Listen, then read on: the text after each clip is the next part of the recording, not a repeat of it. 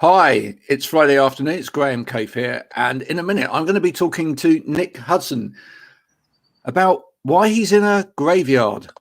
But stay tuned for that. Hello.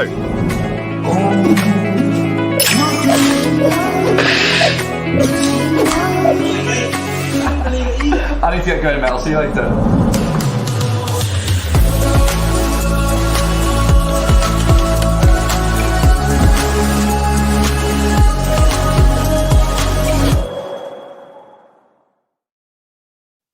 There you go.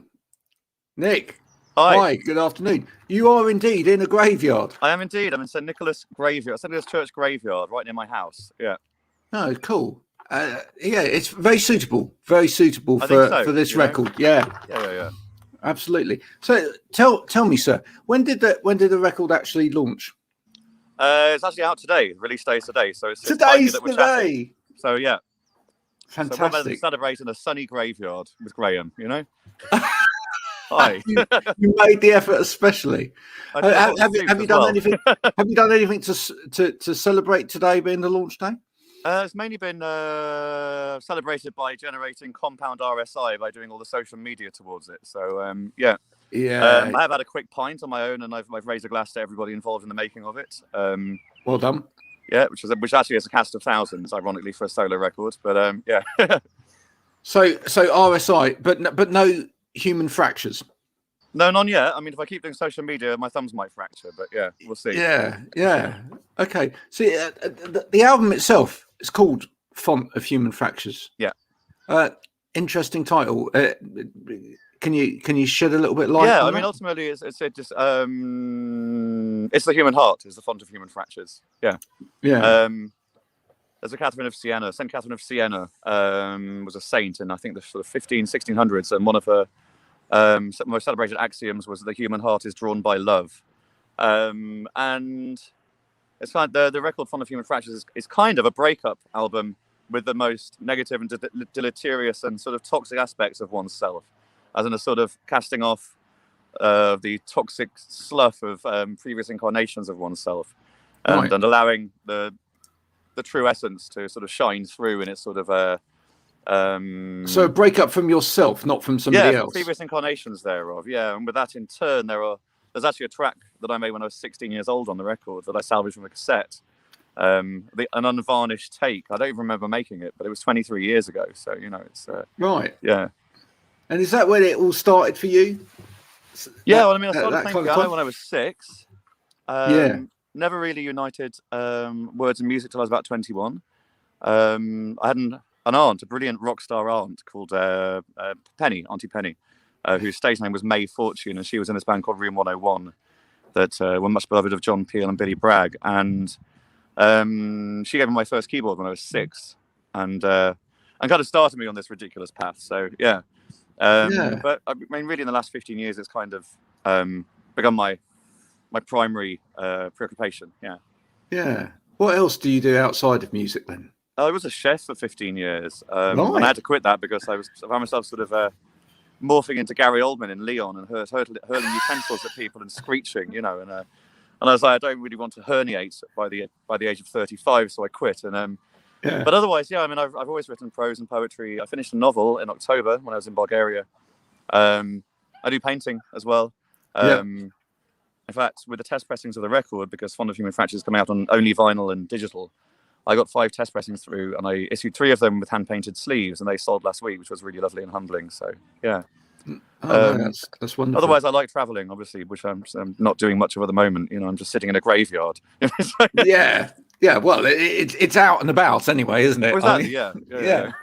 There's some lovely trees. There's someone in the background taking a wander as well. So that's It's my groupies. Yeah. In a graveyard. Groupies in the graveyard. My favourite Morrissey song. Yeah, exactly. If it's good enough for Michael Jackson, then I'm not sure what's good enough for him. I don't know that it was. No, well, it was probably the end of his career. So in terms of art, have you got a formal education in art at all, or I was doing film. Yeah. Actually, well, the other thing I do is I make videos and infrequently I make music videos. I only like it. It's not a sort of a profession. I do it for friends and artists that I admire who ask me, and for myself. But I made a feature film as well about 10 years ago. So that was my formal training. It was 2 degrees in filmmaking. I was classically trained on piano. I've got a few qualifications in French and theatre, but yeah, I don't know. Kind of self-taught in many ways. So yeah. Yeah. Do you play anything else other than piano?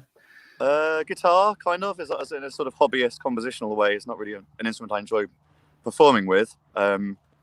I mean, with the Academy of Sun, my band, we have such a good guitarist. It sort of almost shamed me into stopping playing. But yeah, obviously I sing. It's a great instrument, as you say. It's a great instrument to plonk around on and write, isn't it? Yeah. Because unlike keyboards, which are hefty objects. They really are. Yeah. It can be.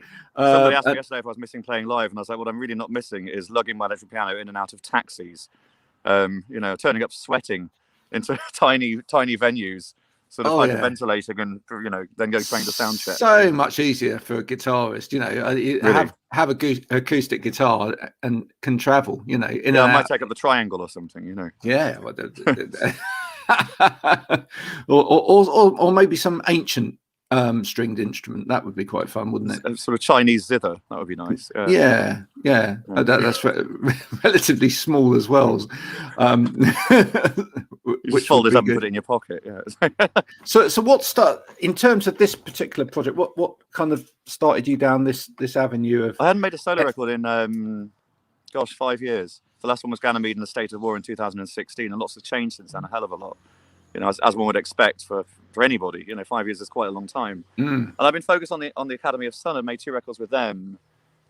And as is so often the case, when I've put a record out, the first thing I do is start composing new songs, because I'm so relieved to be rid of that project, And so I came up with Surkov's Dream, the opening track from the record, I think the day after we put out The Quiet Earth. And that's built around samples that Paul Pascoe, the engineer who produced The Quiet Earth and recorded the piano on Fond of Human Fractures, and I recorded in St Mary's Church, Brighton, where we set up a bunch of really good condenser mics all over the space. It's like a cathedral, St Mary's. And I sort of ascended to the top of the church and sort of played 8-second soundings of each of the bass pedals of the organ, and then we turned it into a MIDI instrument, and I made the entire track Surkov's Dream around that. I've been accumulating fragments of lyrics in my iPhone notes for ages, and gradually, as I wrote more and more songs, the whole concept became very unified. As a kind of study in, as I said previously, sort of ridding oneself of toxic behavioural programming, sort of accumulated like calluses over years of unchecked delinquency. Yeah.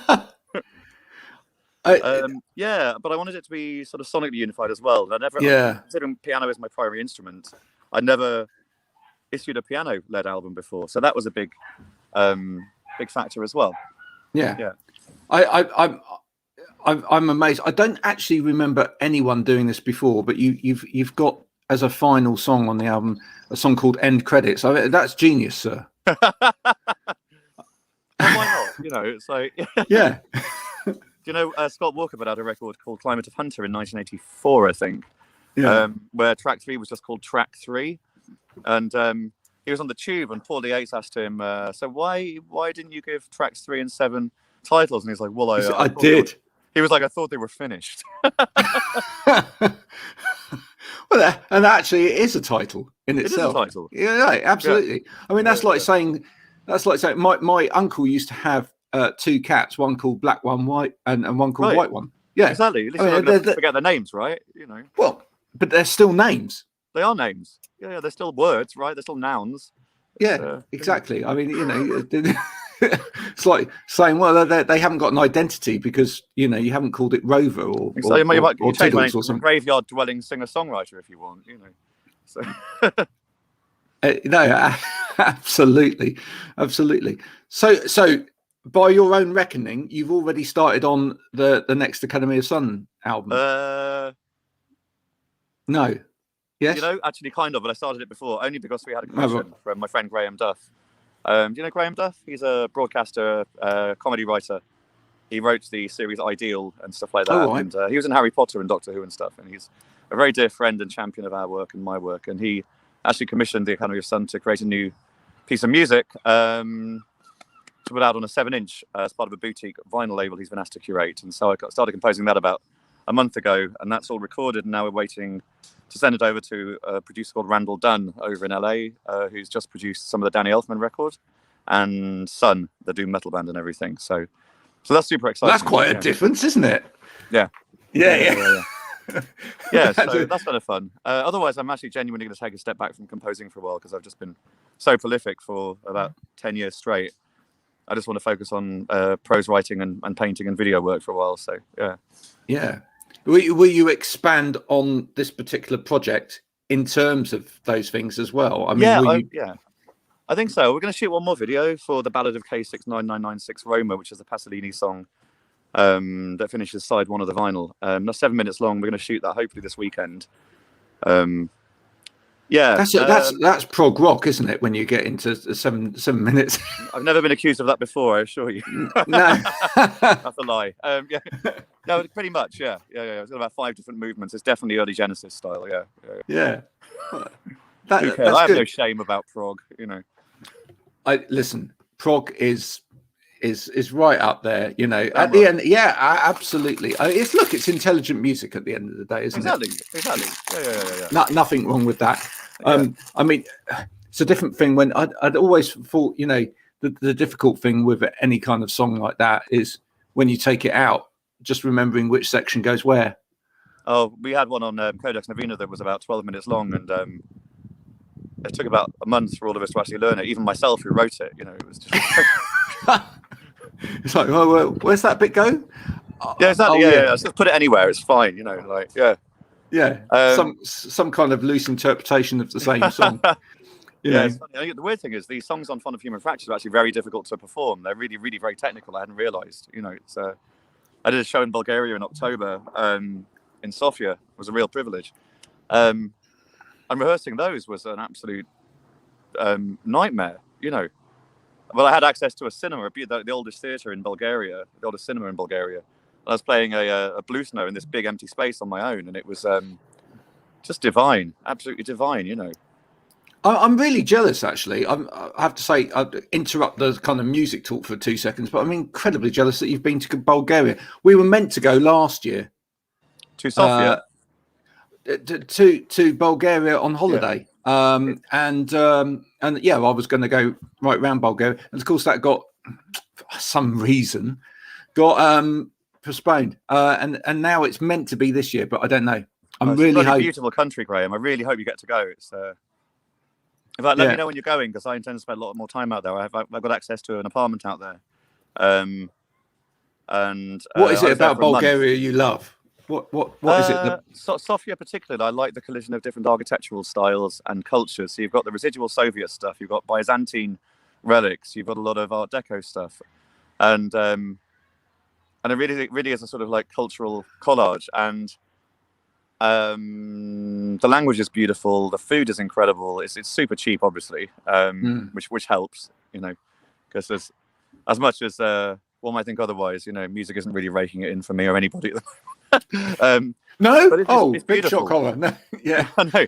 We took a road trip out to the countryside and visited a bunch of the old brutalist Soviet monuments and stuff. That was just absolutely staggering, devastating landscape. You know, right.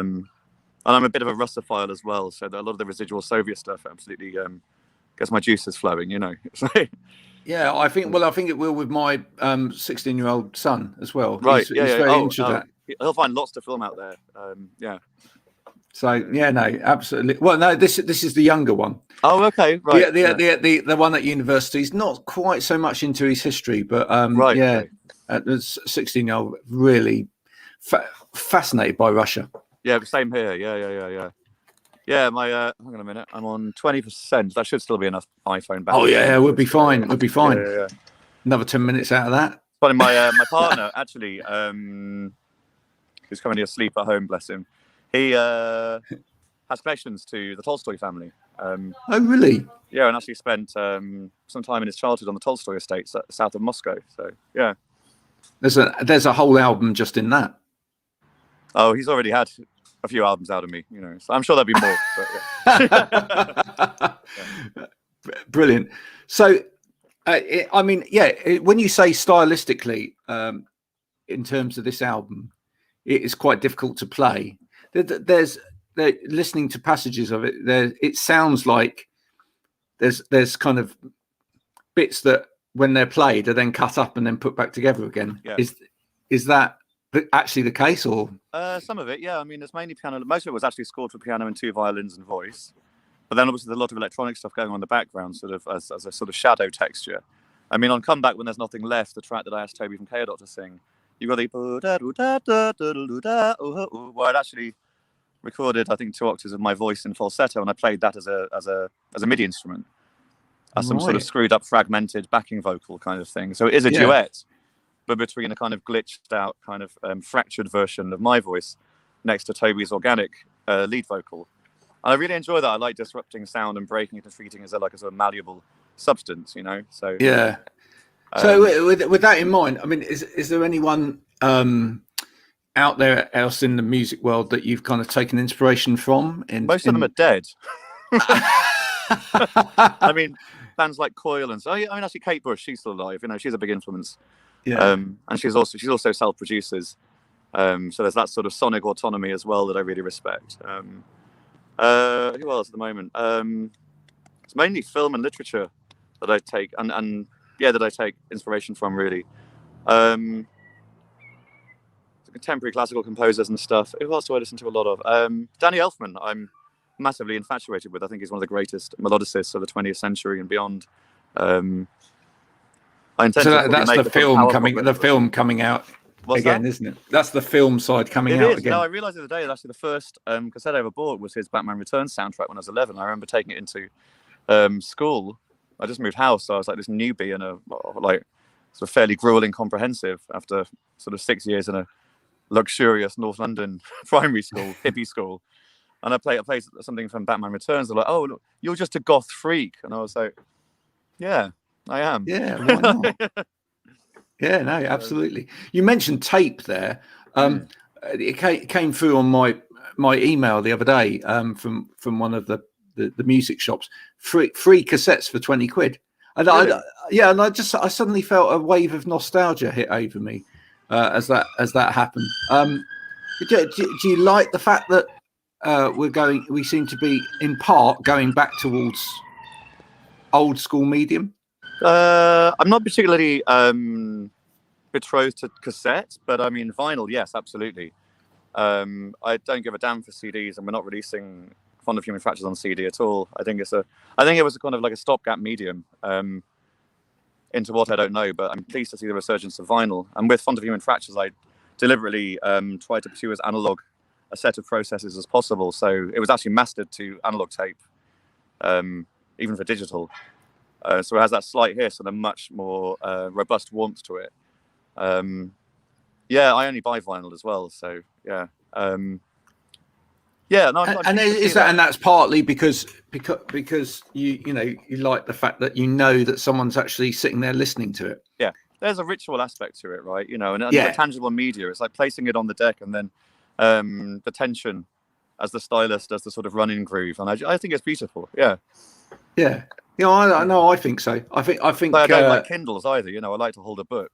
It's like you can't bend the pages of a Kindle, can you? Exactly. It's like, what is that about? They don't smell as good as old books, do they? Like, no, and you never know where you've got to. Exactly. No, I think it's. Sorry, I guess I can't swear on this. I don't need to swear. I think it's nonsense. Yeah. So the rest of the year is probably going to be, and we'll get back to the album and make sure we give it a little push before we finish, because otherwise we'll get told off. And we want us off now. Yeah, and also we want to push it anyway. But so the rest of the year is going to be really sort of focusing on, as you say, the art and the writing, etc. Is there going to be another book in you yet? Well, I want to get this one. I've got the first one done. I need to get that published. So I'm negotiating ways to go about that at the moment. I mean, it's a slow process to get anything released. So there's that. Yeah. There's talk. I'm going to be contributing short prose fiction to a journal. That's good. Details of which I can't elaborate upon just yet, but it's very exciting, and it's connected to established collaborators of mine as well. So that'll be cool. I intend to do a lot more paintings, possibly an exhibition at some point this year. But I'm also focused on relocating to mainland Europe with my partner and my family, so that I can actually resume touring free of the shackles of Brexit, which is just debilitating and obviously stupid. And besides which, the graveyards are warmer. They really are, yeah, and more elaborate. They're more camp, you know. So, yeah, are they not? Yeah, they really are. Yeah. Have you ever seen that one? Have you ever been to Innsbruck? In Austria? Yeah, when I was a kid, yeah. Okay. So that was that's the one graveyard that's always stuck in my mind, because I remember being taken on a trip in Austria to the top of the ski slope. Yeah, and you over. No. Maybe not. To be shown the view. And what was quite interesting is, as you stand on the top of the ski slope in Innsbruck and you look down over Innsbruck itself, is that the first thing that you see in front of you is the graveyard. So, wow, that's amazing. It is. So anyone that did that jump in the Olympics, etc., on that Innsbruck, as they were coming down, that's what they saw. So if it went wrong, it was fairly convenient. It was. It was. They're like stand straight in their plot, like. I can imagine that's quite a daunting experience, actually, in a way. Ghost of Christmas Future. Yeah. Have you been? There's an amazing Russian cemetery south of Paris called I think it's Saint-Geneviève-du-Bois, and it's the Russian cemetery, and that's where Tarkovsky's grave is, and a couple of the Romanovs, I think, and really, really beautiful stuff. Russian cemeteries are a whole other vibe. There you go. I don't suppose most people thought we get so much content out of talking about graveyards, but I know but it's like graveyard TV, isn't it? So, yeah, we have, but at the wrong time of day. It's not the graveyard shift. It's sunny, sorry. Yeah. Maybe people can watch it again at graveyard shift. I think so. Time. This will be available on catch up, right? So people can sort of. Absolutely, yeah, brilliant. I'm interested in the woman in the background. In the first place, went past with a red bag. Someone's just come past, back past with an orange bag. So they're trading organs. Yeah. Something happens. Color changes happen as you walk from one part. I think an orange bag means kidney. Red bag means heart. It's it's a black market organ trading racket behind us, I think. So. The album itself out today. Yeah. People can download and buy via Bandcamp. Yep. And they can order the vinyl via Bandcamp. Yes, indeed. Which will be shipping in early June. Obviously, everything's slowed down with tangible media because of this pandemic or something. So yeah. Did you find with that as well that you struggled to get a pressing plant that actually was keeping up or not? These guys are pretty much on schedule, and they're a sort of reputable company. So, and the test pressings were really good. They seem to be on schedule, so yeah, it's okay. That's good. Yeah. No, just interested because a few of the American artists that I've talked to recently have said that there's just not enough pressing plants at the moment, which is a good thing in a way. Yeah. It means demand is high, which is exciting. So yeah, it does. Yeah. Well, I think it would be nice if we actually get back to people sort of browsing in record shops again. Absolutely. Yeah. I mean, it's the social aspect of that as well. Completely. Yeah. Absolutely. Gathering around. I mean, I had a vinyl night with a friend over a week ago, and just switching between, we sort of alternated records of our own and each other's, and it was just a beautiful, magical evening. It's So Nick, I'll send you a copy when it's out, by the way. Yeah. Thank you, my friend. Thank you. You're welcome. I've just received yet today Dope Sagittarius's nice album, awesome. Thank you Dope. He sent me that in the post from America, and I've got my little record player here on the desk. Brilliant. Nice. I keep it. Well, what else do you need on the desk other than computer and a exactly record player? That's it. Completely desert island stuff, isn't it? You know? Everything else is completely pointless, really. Yes, it is. Or maybe a drink, maybe something. Maybe. And I meant to bring one with me, but I didn't want to be that guy sitting in the graveyard with a can of Desperado. You know. No, absolutely not. So, as a final kind of a final question. So, if there was anyone else, art, literature-wise, music-wise, that you could collaborate with, who would that be? I don't know, because a lot of the artists that I really admire are kind of self-contained, insular artists who wouldn't want to collaborate. Yeah, with whom it wouldn't be necessary to. Or I don't know. I mean, or that you could just chew the cud with, maybe. Yeah, I would like to meet Danny Elfman and have a chat with him, because I genuinely admire him in a sort of. I don't really have many heroes because I don't believe in that kind of hierarchy. But I mean, if I had them, he would be one of them. You know, I'd like to have a cup of tea with Kate Bush. That would be great. Oh, and it'd be a great cup of tea as well, I think. What's that? I think it'd be a great cup of tea as well. You know, it would. There's some YouTube videos of her making a perfect cup of tea. So exactly, yeah. I narrowly missed meeting her. I went to visit Derek Jarman's surviving partner at his then surviving partner, now sadly passed, at the Dungeness cottage that Derek used to have. And Keith took us in, showed us around the cottage, which was a huge honour. And he said, yesterday I was in London, I got a phone call from the neighbour saying, Kate Bush is here. Are you free to, are you able to let her in? He's like, no, I'm in London. And they're like, all right, we'll have her in there. So they had her over for a cup of tea. And we missed her by a day, but yeah. Oh, I would be absolutely gutted, actually. Yeah. I know, same. Yeah, I'm still not. Why do you think I'm sitting in a graveyard? You know, it's like. Yeah. So very quickly then on that, favourite Kate Bush album? That's a hard one in a way. It's really hard. I just bought the Red Shoes on vinyl because I've been gagging for the remaster. The Red Shoes is absolutely bloody stunning. Obviously, Hounds of Love is kind of perfect. The Dreaming is just insane. Sensual World has some really, really crazy knockout tracks, and I don't know. I mean, I don't really think she set a foot wrong, to be honest. No, it's difficult. The whole body of work is just staggeringly awesome, right? Yeah, you know, and started from such a young age. I know. Yeah. Can't believe she was 3 when she wrote "The Man with the Child in Her Eyes." You know, it's it's silly, isn't it? Silly. Yeah. Silly. I mean, David Gilmour, when he discovered that, must have gone. His jaw must have just gone. Yeah, it never quite recovered, did it? His jaw, you know. No. His guitar playing stayed there, but the jaw. Yeah. He used to bow the guitar neck with his jaw, I believe, and for that it was like an eBay. Nick, it's been an absolute pleasure. It's been my pleasure, Graham. Thank you so much. Talking to you this afternoon. I wish you well with the record. Thank you so much. I hope people go and investigate, take the time to properly listen. Thank you. I really appreciate the support. Yeah. Because that's the key.